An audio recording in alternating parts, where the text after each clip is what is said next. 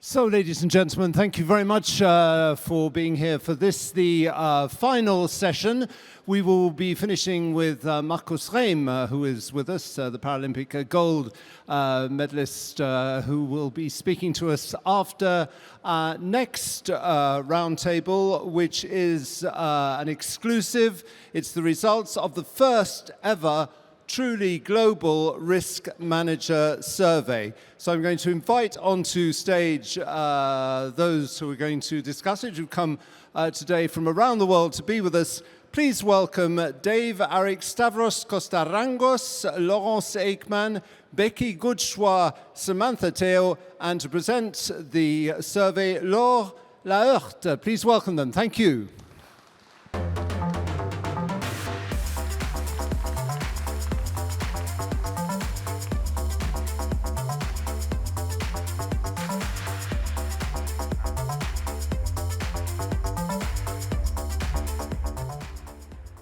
So, welcome everybody. Thank you very much for being here. You've come from all around the world. You don't look jet-lagged at all, so we're delighted to see you. This is an exclusive. We're here to announce the launch of the first ever Global Risk Manager survey produced by FERMA in partnership with PwC and conducted with invaluable support from risk associations across the US, Latin America, Asia Pacific, and Africa. This is a groundbreaking survey. Laurence will be presenting it, and then I'll ask each of you from your own particular landscapes to give your reactions to key points of it. Let me just remind everybody who you are. We're delighted to have with us Dave Arick, you're president of RIMS, the American Risk Management Association. You can applaud them all. Thank you very much for being here. Thank you. Big round of applause. Stavros Kostarangos, you are board member of ALARIS, the Latin American Risk Management Association. Thank you for being with us today. My friend Laurence Aikman, we've seen each other in many of the forums, a board member of FERMA and head of RM Atlas Copco Group. Thank you for being here. We're delighted to have the president of IRMSA, the South African Risk Management Association, Becky Godchois. Thank you, welcome. And also the executive director of PARIMA, the Pan-Asia Risk and Insurance Management Association, Samantha Teo. Thank you, Samantha, for being with us all today. And we're delighted to have the director of ERM practice France at PwC, Laure Laheurte, who has got the difficult but exciting task to present the survey to us. So what I suggest we do is, first of all, you present the methodology and so forth, and then we'll go on to specific themes. Laure each time will tell us what the results were, and I'll throw over to you for some comments and reactions. Okay, but let's start, first of all, with Laure, with a few words about how the survey came about, the methodology, and how you went about it. Yes, perfect. Well, thank you, Alex, and good afternoon to everyone. So indeed, it's the first time that this survey was conducted globally, internationally, and we had the pleasure to collect 1,041 responses from 77 countries, which demonstrates interest in this survey. And you can see on the screen the repartition of the answers regarding the different continents, and you'll see that it's mainly still driven by Europe, as it's usually a European survey, and therefore we have some results that are, yes, mainly driven by Europe, but in Europe we have a focus that you can see behind me. It's spread practically within all the countries, with Italy and France that have been participating greatly, and Turkey as well, that demonstrates some great interest this year. If we are looking at our respondents, well, who are they? It's actually comparable with the last survey, previous edition that was in 2022, with 36% of risk managers that are women. a slight increase of 4 percentage points since the last survey. However, we see a positive trend that we have now from the youngest age bracket, which is less than 30 years old, 52% of respondents that are women. So we can expect that for the upcoming survey, we will have a better spread amongst our respondents in terms of gender. We can also evidence that 53% have more than 10 years experience, which evidence that it's still a profession for the experienced ones. Obviously, being able to get the overview on all the activities, understanding the business, it's something that it's gained through experience. And our respondents are still mainly represented within large companies, either listed or privately owned. In terms of sector of activity, we have a better, I would say, balance this year. Still, industry is well represented, the most represented, but leave more spaces now to the other sector of activities with a great increase of the public sector participation. And regarding the types of profile that we have in our respondent, because it's both risk manager and insurance managers, we have a great representation, I would say, of risk managers solely dedicated to ERM activities. Therefore, less insurance manager answering to the survey. But we still have 1/3 of the respondents that are performing actually both activities. And it's maintaining, I would say, stable compared to the previous studies. Okay, right. Well, thank you very much for that introduction to the methodology, how the survey was carried out. We're now going on to specific points and themes about it, and each time I will ask one or two of you to react. First question, Laura, how do risk managers see traditional and emerging risks in the new world of constant crisis? Very important theme. What did they say? Yes, well, it's indeed one question that really that risk managers are really keen about. We ask them about the risks that they are identifying at 3 different time frames: short term, so within the next 12 months, medium terms within the next 3 years, and long term within the next 10 years. And when we are looking at short-term threats, cyber attacks remain, for the past 3 editions, the first concern for the risk manager respondents. Then geopolitical uncertainties and the uncertain economic growth are still positioned within the top 5 of the short-term concerns. And this year enters in the top 5 the talent management threat and the data breach. Regarding the medium-term concern, regulation, which was previously seen as a short-term one, is at pole position, and geopolitical uncertainties is remaining, so basically a short and medium-term concern for risk manager, while speed of technological change, is entering the top 3, and obviously it raises a lot of questions, even when you combine it with the use of artificial intelligence. What's really interesting in our study survey report, it's that when you look at the long-term threats, it's only focusing on environmental concerns, with the climate change adaptation, the carbon neutrality transition, and the natural disasters. So this evidences directly that it's really important to be able to manage different time frames while doing the assessment and identification of risks, and to adapt the methodology of risk manager to ensure that they are appropriately managing the risks according to their time horizon of occurrence. If you see at the right of the slide, we are putting in evidence what has been identified as risks lacking management attention, and it's actually the top risks that we see on the 3 time frames that are obviously lacking management attention, which is something also really interesting, I think.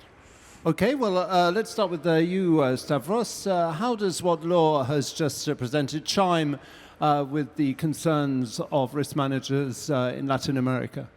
Thank you. there is definitely a correlation between the risks exposed and the short-term outcome of risk, but in Latin America, we would rearrange it in such a way to include or put up political uncertainty, economic growth, okay, probably on top of the list, and I will get into that a little bit later. And then the other risks are there, but in the constant natural disasters and climate change are constant with us always. On political unrest, remember where we are. Remember what countries we represent in our area. There is political instability. There is political stability indexes. And from our countries, it's easier if I explain those that are on the positive side, which are Costa Rica, Panama, Puerto Rico, Dominican Republic, Paraguay, and Chile. The rest are negative. And on the bottom of the list, we have Venezuela and Haiti. So that makes a difference in what we have. There is corruption perception, there is political risk, human rights involvement, and this kind of makes us look into how the governments participate in the economic development of countries. Governments in our countries are very much participants of developing infrastructure into growth and everything. But sometimes they get offline and then they start being the one that does it instead of being facilitators. So here we have that. And going back to what I said earlier, climate change and natural disasters. What happens when this happens? Governments intervene. And if they are not organized in the proper way, it's going to go berserk. So that's our rearrangement, but definitely we do agree with the ones that you have pointed out. Midterm and long-term, Latin America. Short-term. It's today, let's attack it, let's get on with it, and that's basically my portray of our understanding. Okay, Samantha, what do you think of the top 5 risks lacking management attention? How do you view that? Thank you very much, Alex. So just to put some caveats out there, Asia is not as homogeneous as one would think. So when I cite examples, they are really for countries that we have spoken to, and all the views that I have are actually through the some of the board members and the members that I've spoken to. I am not a risk manager. I am just helping out in an association that helps promote risk management. So there are 2 risks that I wanted to talk about. One's on the list and one's not on the list. So interestingly enough, we are quite surprised that pandemic risk is not there. Up until 2022, when COVID hit us, it was the largest event that shook the world since the global financial crisis. So we're just surprised that it was not on the list, but we think, that is still on the back of everyone's minds, just that cyber climate change has come up to rise up to the top of our minds, and it's just in a rear view mirror right now.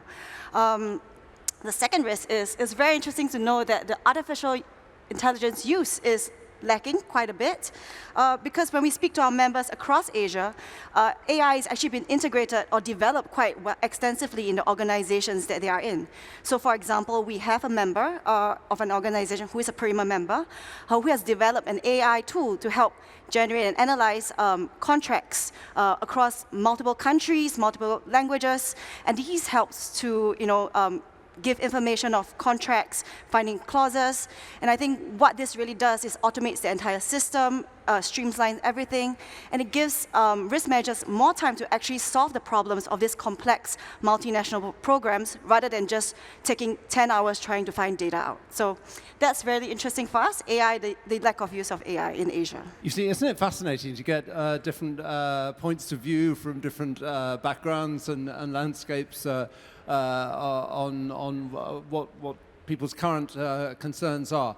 Let's go on to topic number 2, the risk manager's presence and interaction within the organization and involvement in strategy. Laure, what was the general finding? Well, interestingly, we've been asking, as we did previously, how and yes, how much the risk manager were involved into the corporate strategy, and actually 91% of them are either fully, mostly, or partially involved, with 55 of them fully or mostly, which is definitely a great demonstration of their importance within in regards to the sustainability in terms of strategy for the companies. And when we look, we deep dive on the focus they have within the corporate strategy. Strategic risk response is still the main activity they are performing or helping to perform. Sustainability risks and impact, we will go deeper into this topic later, but it's the second one. Disruption risks, obviously, and you were mentioning disruption that could happen, is still something of great interest for them. And interestingly, 47 of them are looking for opportunities related to the strategic risks, which is definitely something that the modern way of enterprise risk management is requesting to perform. It's definitely something that is needed to accompany the strategy and being able to uncover and seize opportunities alongside the managing and the mitigation of risks. So, yes, again, a great evolution, I would say, regarding the risk manager involvement in strategy. And when you look at the right of the slide, you can see the interaction and relationship that risk managers have with all three lines of defense. And we add this year the strategy function into the answers, and it's directly arriving into the regular and close relationship dimension. Actually, the center of the target is really close relationship, and the exterior of the target is actually the limited relationship with function. So strategy is pretty actually close and regular already. Okay, let's find out how one or two of you react to that. Let's start with you, Dave. How important is the involvement of risk managers in corporate strategy in your region, relationship to the 91% of risk managers are involved here? Is that your take? No, it's not. I'm quite surprised by the 91% number. I think there are probably two big stratifications of risk managers, those that concentrate mostly on insurable risk and those that are practicing enterprise risk and really getting more into risk identification and assessment. And so my take would be that many risk managers are probably looking at insurable risk, and as a result, their management doesn't include them as much in strategy. So when you are thinking more about identification and being more proactive, I think that's where you try to earn a seat at the table, and I think a lot of risk managers want that attention and that responsibility and that involvement, but at this point, they probably don't have that seat at the table. So, getting the tools, looking at some of the analytics tools that have been on display out here the last 2 days, there are a lot of tools available for them that can help them earn that seat at the table. But I think in North America, a lot of risk managers have not gotten that seat to discuss strategy with management like they would prefer to have. What about Latin America, Stefanos? I agree with the outcome of the survey, but I tend to also agree with Dave, because from Latin America, the population that participated in the survey was not representative compared to the majority, which was Europe. So we would have to go in depth, and probably my perception is that we're going to agree with what Dave said. Now, we also have to look at some other issue, and it is that all of the investment in our country come from foreign countries. So we have US investing in our countries, and that's the way it goes with your perception. We have a lot of European in our countries. So who are the real risk managers of those corporations physically in our countries? Is it the local based or is it corporate? So we have to look into that, and then we have to understand that everybody has a role. And one of the issues that is mentioned probably in the everything is so entwined. That's what I love the survey about. The information is there. The talent management challenge that's where we have to, at least in our area in Latin America, put a lot of education and a lot of tools, make them understand how it is, and help them build up. At the end, I do believe that the corporate-based risk strategy at the C level will be there, and they will take the risk not as a post-mortem way of thinking that this happened. No, let's take the risk and forward it and make a use of it and make it profitable for our organization. Okay, Laurence, what is needed from the risk function, would you say, to be a relevant partner in the discussion around corporate strategy? What more is needed? So I think a lot is needed. I think the roadmap to be strategic is long. Of course, it depends from one company, one organization to another. But I think the first slide shows already the contradiction, the misunderstanding between the risk manager world and the C-suite and the decision maker world, because I mean, I think it's wrong to think that management does a lack of attention on geopolitical risk and human and HR risk. A lot of investment is put in HR more than ever.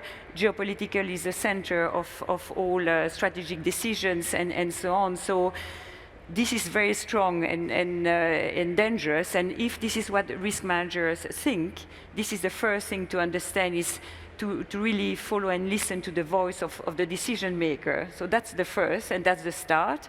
And then afterwards, it's really to be more relevant in the sense that, for instance, when we speak about emerging risks, okay, those are the trends, but what does that mean on the strategy? How will that influence the decision? This is where they need to come back and really be the partner to be able to give the right information for decision to be taken. To do that, they will have some tools, they need some, there will be, indication is needed. Absolutely. But first of all is to understand, to have this understanding of the two words. Samantha, can you give us some examples? You talked about the pandemic, but what gets risk managers around the table in Asia? Right, so in Asia, what we see is that you need more than one hat to get a seat at the table. It's not enough just to be a chief risk officer. If you get another hat, if you have something to be involved in strategy, for example, you have a business unit, you own a captive, right? I think those are other tools to get the seat to the table. So what we see in success for some of our risk leaders in Asia is they hold multiple hats.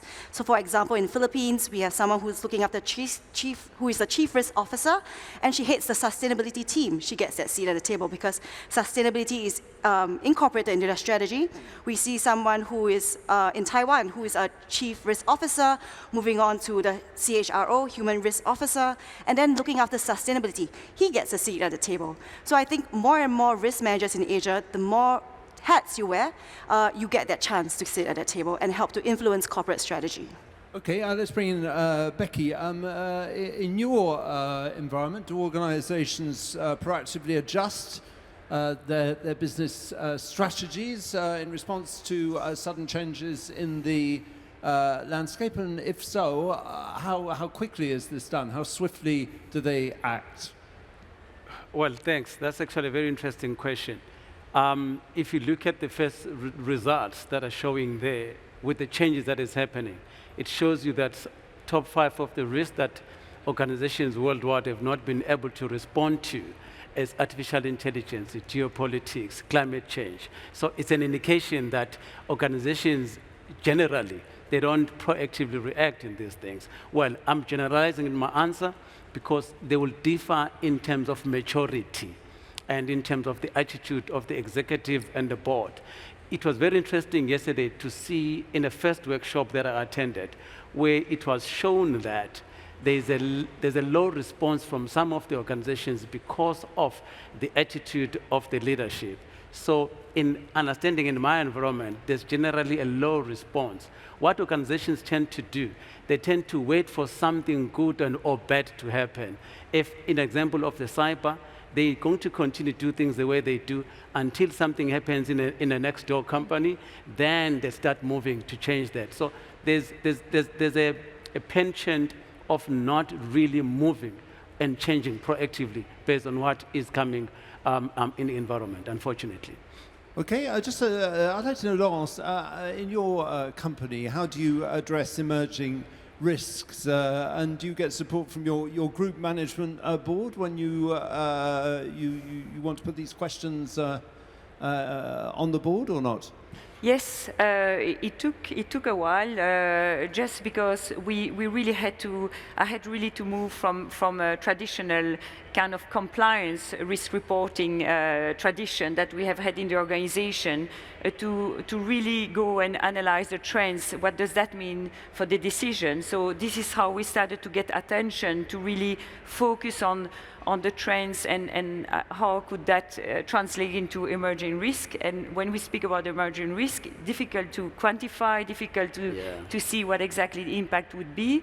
But then we focus on those, and then we start to use tools like scenarios, because we don't know which one will impact. So when we're being more and more credible by using scenarios, by focusing on what can really, where they need to focus, then we have then I got the attention of the board.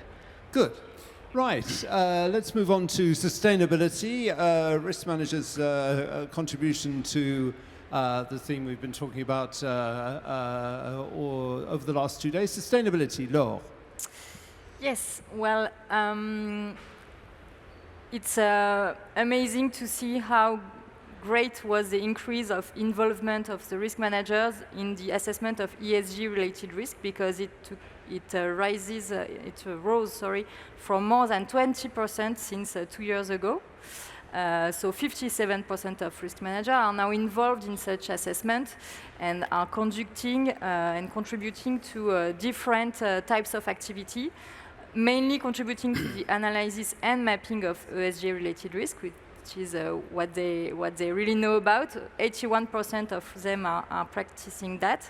And almost around, let's say, 60% of them are also participating in the definition of the ESG framework and addressing the climate change risks by integrating them into their risk mapping. So they are also working closely with ESG team in order to find appropriate ways to work, combining their methodology with what's expected also into the different regulations that are emerging in regards to CSR and ESG. Nevertheless, they still face challenges in integrating these ESG risks into their ERM framework. The main one is the difficulty quantifying sustainability risk, and you were talking about the difficulty of quantification, which is a challenge for risk managers, and specifically in this area.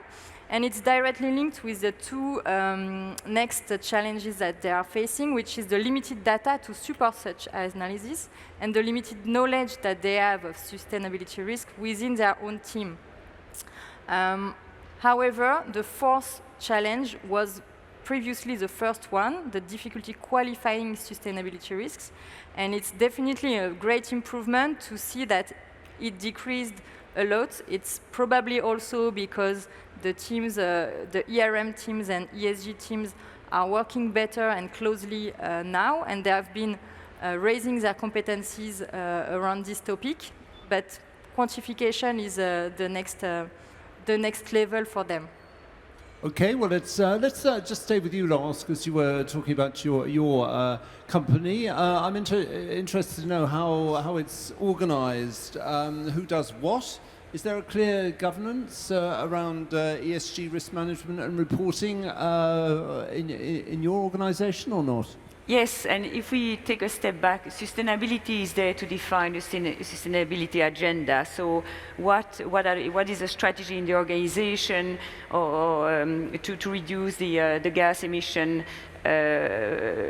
for the group and all the science-based targets, for instance. This is defined, and then we come with what are the risks that we don't achieve all these targets. So these are the two different big roles. And of course, sustainability team is there to report. We have the different regulations, CSRD, and so on. So it's also a very compliant role that they have. Risk or ESG-related risks are like any other risk. So we need to support it to understand which are the strategic ones, and of course integrate that within the other ones. The other type of risk is really important. It's not more important than another. It's just to make sure that we follow the same approach. So at our place, we have really a clear understanding on who does what, in a sense that sustainability is supporting, putting the strategy, reporting, and we need to make sure that we are not helping reporting. Otherwise, we get back to that compliance and reporting function that we want to get away from. We need to support taking the right decision. So we need to be careful not to fall into that trap. Becky, what's your view about ESG? And do organizations in South Africa do everything they have to in the sense of what we all need for climate purposes, or do they do what they have to just to stay within the law? Look, Alex, it's like this. First, when you're dealing with ESGs or climate change, there is a bias there in terms of how, as organizations, we deal with issues. Number one, organizations or companies exist to make profit, so the focus is on the bottom line. Now, in the process of that, they will then think of the effects, talking about compliance. If the compliance is going to cost them a lot of money with the environmental regulations as an example. Number two, if it's not costing much, but is it going to have a reputational damage? Now, then companies tend to deal with this issue of ESG informed by such.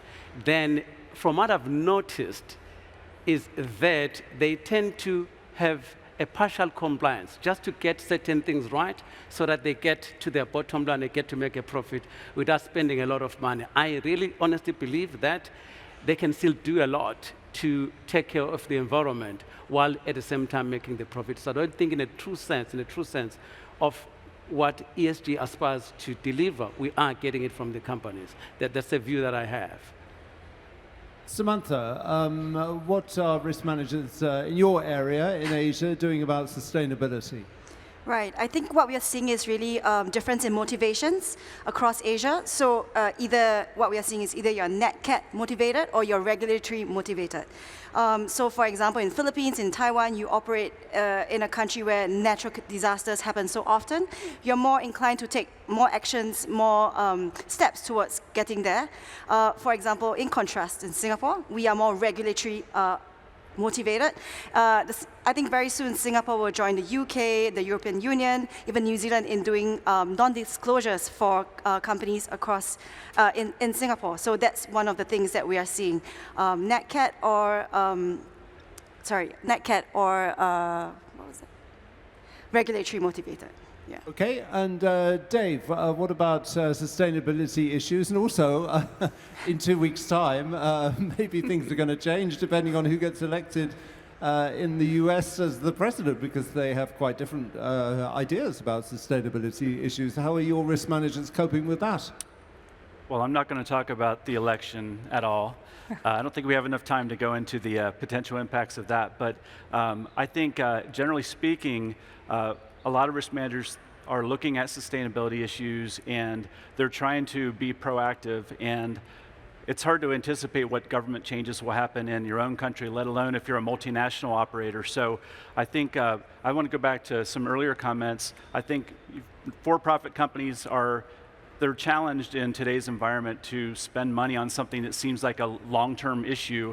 So I think as a result of that, sustainability investment probably lacks where it really needs to be. And we see that in the results of the climate testing that's done, the carbon is not being reduced to the levels that have been agreed to, and so on. But from my standpoint, I think the risk manager wants to be part of that conversation and be influential, but when you look at some of the tools that are available, there are modeling tools that risk managers use for looking at cat risk today, for example. There are models that are used by our ESG compatriots for looking at how climate transition will appear.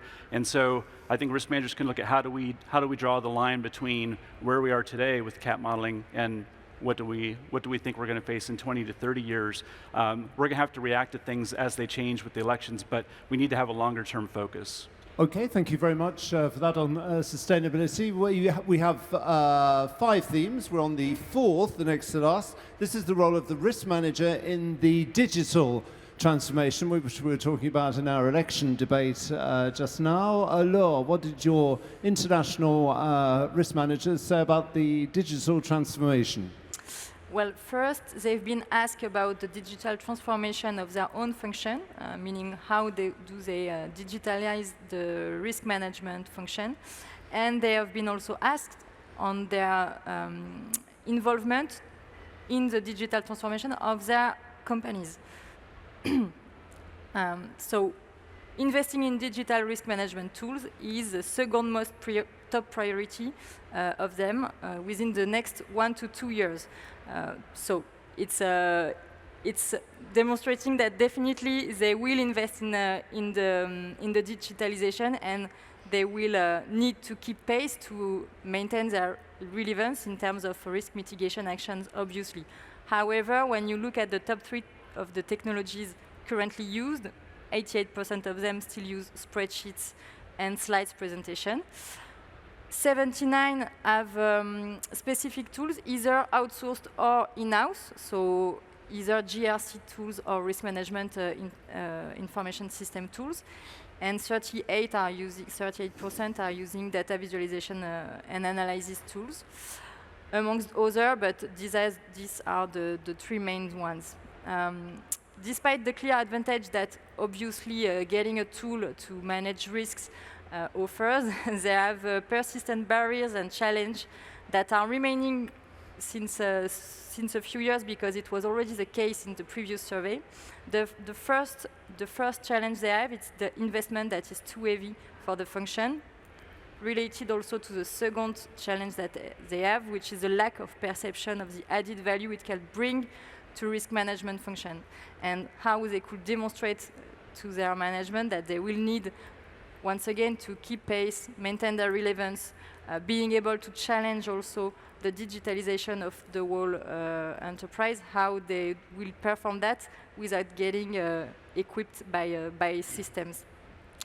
When we are looking now on how they are helping the digital transformation of the company, they are working obviously on it, and they are also managing risks already of the artificial intelligence, the risks that are raised by it, by the use of it, where almost 89% of them are already taking actions, such as the monitoring of regulatory developments. As we know, there are a lot of acts being currently developed, and they also deploy internal policy in order to manage the way collaborators are using AI in the companies and in their day-to-day activities.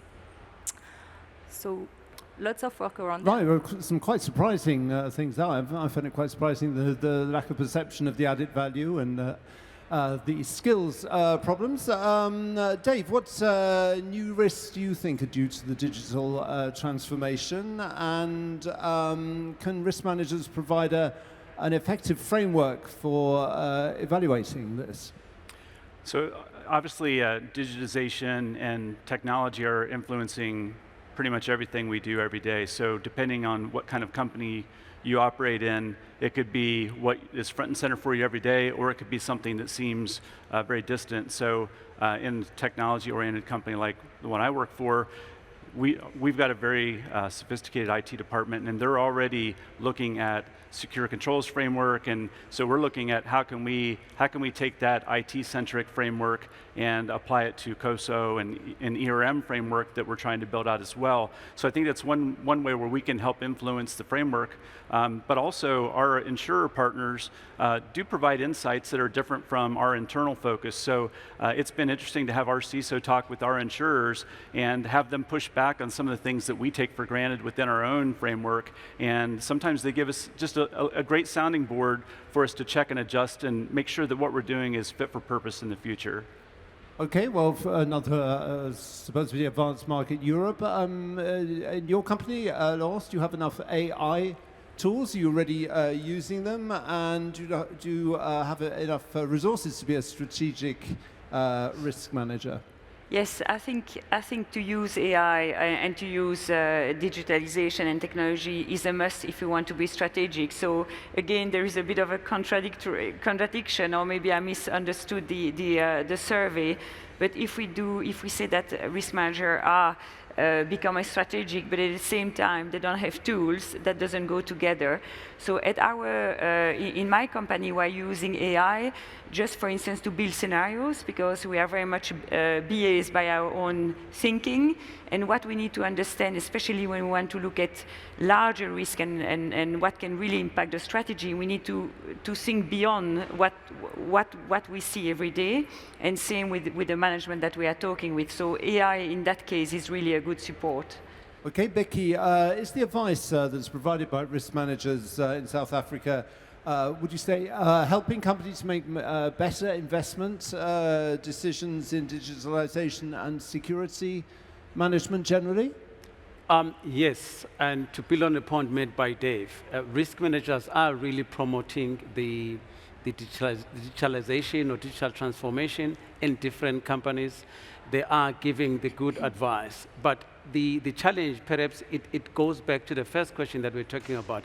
If they get a seat in those strategic meetings, and then if you look at the statistics, so we had about 23% of them of getting the space. So then it shows you, according to the survey, that the majority is not really getting that space. Then that says to you, executive or the leadership may not be able to get that advice coming from the risk managers, but generally they will then give that advice. And another challenge is that 89% that you saw up there of them still using the spreadsheet. So that says to you that as much as the few gets the space on the table, on the strategic table, but they're not listened to, in a sense that they are still using spreadsheets.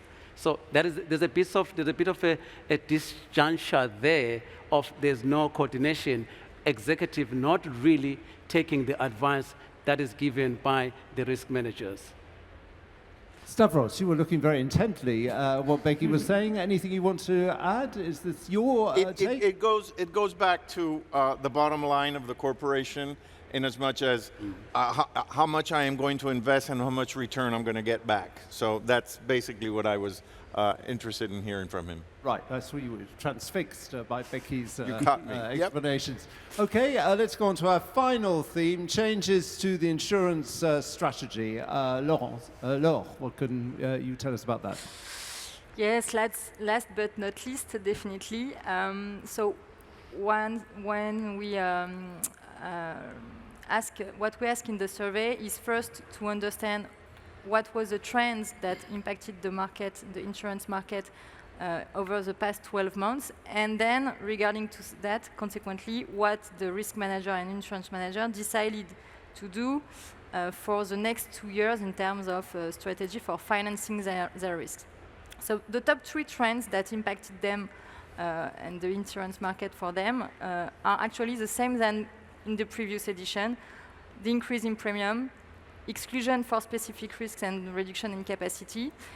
And consequently to these trends that is ongoing and continuing, they have put in, I will say, they highlight the risk retention as their first strategy in regard to financing their risk, meaning that they are retaining risks for 62% of them as the first mitigation action in regards to financing. So it's really interesting and to observe that risk retention remains their first strategy. That we continue to use that amongst other types of financing risks. Then, in the second, we have the use either of an existing captive or a creation of a new one, and it's definitely a trend that is rising up. You'll see in the middle that it's keeping going up since 2018, now reaching 52% of our respondents that think that they should create or use their captive to mitigate and finance their risks. Then we can come back on other types of strategy, but creation of captives it's obviously directly linked with what we see at the right, which is that 53% of risk managers are thinking that some of their business or activities or risks are going to be uninsurable in the upcoming future. So basically, they will need to adapt themselves and looking for other way of financing.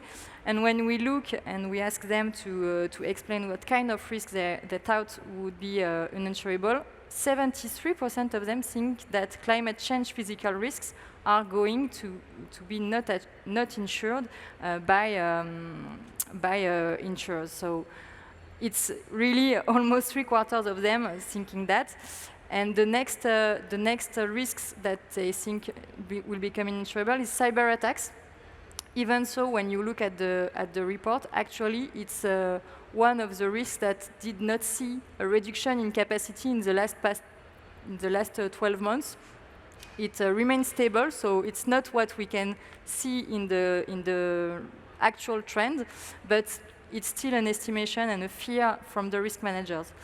And the other two risks, but they are amongst many, but the main four was also around supply chain disruption, and that may be also driven by Asia continent, and obviously we have put cuts amongst the continents to be able to also look deeper who answer what, because we see that there may be some discrepancies between the continents, and digitalization risks, which are obviously on the way of being mitigating, and therefore with not that much feedback at this time. Okay, let's do our final round table around the world. Samantha, to what extent do you see an uptick in captive interest in Asia, and what exactly is driving this? Right. I think maybe in response to one of the top three trends was about the lack of innovative insurance solutions, but actually what we see in Asia is perhaps the lack of support for companies in insurance. So, for example, I'm just going to bring in power companies, coal mining companies, people where fossil fuels are being used. I think some insurance companies have already stopped underwriting for coal companies, and then now coal companies, when they have to take bank loans, they have to be insured. But they can't get anyone to underwrite for them, so what do? That's why they start looking a bit more inwards and start thinking, okay, if I have to do this, maybe it's time for me to set up a captive, because I need to make sure that I'm getting insured so that I can get a bank loan and that my business can proceed as usual. So I think what we are hearing from members and across Asia is that there are lesser and lesser things being insured. So it used to be about 20 to 30% that could be insurable, and now it's probably 5 to 10%. So what we are really hearing is that maybe insurance is getting less relevant to risk managers. Okay, Dave, do you see any signs of more innovation or bespoke cover from insurers now that the worst of the hardening market seems to be a little bit behind us? Sure. Just to name a couple of examples, Marsh talked earlier today in your session that was a debate about having underwriting guidelines and questionnaires where if companies have better ESG, they can automatically get enhanced coverage for D&O. You see parametrics increasingly being used and accepted, and claims being paid. So as time progresses, we're seeing a lot of innovation around the use cases for parametrics, the types of triggers that can be structured, and they seem at this point to be more long-term sustainable because you can get them for a multi-year basis, whereas most of the traditional insurance products are an annual renewal. So if something bad happens in the world, pricing goes through the roof, exclusions start being applied. So I think looking at some of those alternative products, including use of captives, as Samantha talked about, I think that's increasingly going to be main place for us. Okay, Laurence, just a general question. How essential is the role of insurance in supporting the transition? And is the industry effectively fulfilling its responsibilities? It's a very dangerous question. No, but I think the partnership is really crucial, and we don't see that partnership between insurance company and the industry, because first of all, when we move to the green energy and the transition energy, there are many risks that we don't know yet. We just need we need as a society to go in that direction. That means that all of us have to play is part of the risk, and by definition, insurance companies have to take a risk, and they have to take a portion of the risk. So the problem is that we see more and more is that as they don't understand that risk, they just have a very, very limited appetite. So what we need to do is, we sit also on, we speak about data all the time and technology, so we have also a lot of data just because of regulation, reporting, CSRD. This is something that we need to bring to insurers, and at the same time, insurers have to take the part of that risk that industries are taking. Okay, I'm going to finish with you, Stavros. How do you see your partnership with insurers regarding risk financing today, and how's it going to develop in the future? Interesting. A big question for you to bring all the strands together. I'm glad it got put here. One of the first things I saw when the survey came out, changes to the insurance strategy, I first thought, why isn't the title changes to the risk strategy? Okay. But after I saw the results, I understood where it was going. And it was going to premium dollars. Okay, where do the premium dollars go? I've seen that stakeholders, the majority are the insurance buyer, the underwriters and insurers, and the broker.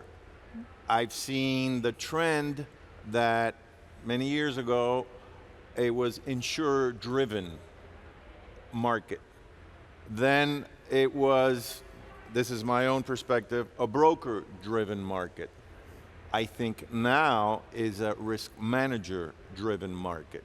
And why do I see that? Because the need for risk-taking must be there, and if there is not collaboration amongst them. In a previous workshop, the question was asked, is there collaboration? What is the strategy between? And everybody was very timid and saying, yeah, there is collaboration. I feel that two things are happening. If you sit down to collaborate and you're not up to speed, you will stay behind, okay?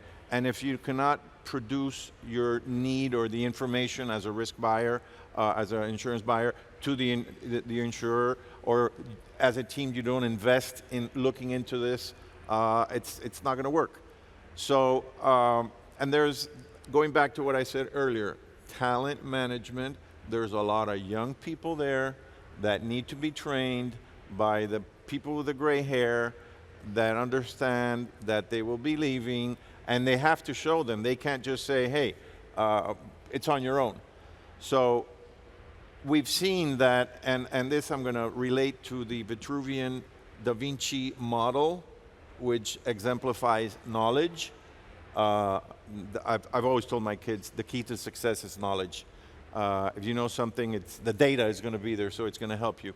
So this Da Vinci model, to me, is a risk manager that is a psychiatrist. He's an architect, he's a builder, he's a dictator, he's a teacher. So he has to be able to relate to this. And one of the persons that was mentioned today at one of the workshops, and to me was this gentleman, is Jorge Lucy, our past president from FERMA, our past president from Alaris. And if he was here today, he would say that the title of the FERMA Forum is precisely what we're happening today. We went from evolution, we included risk, and then we came out with revolution. So we have to sit down, and stakeholders need to hold your hands together and work together towards, bringing this to a good end and taking care of everybody's role in the game.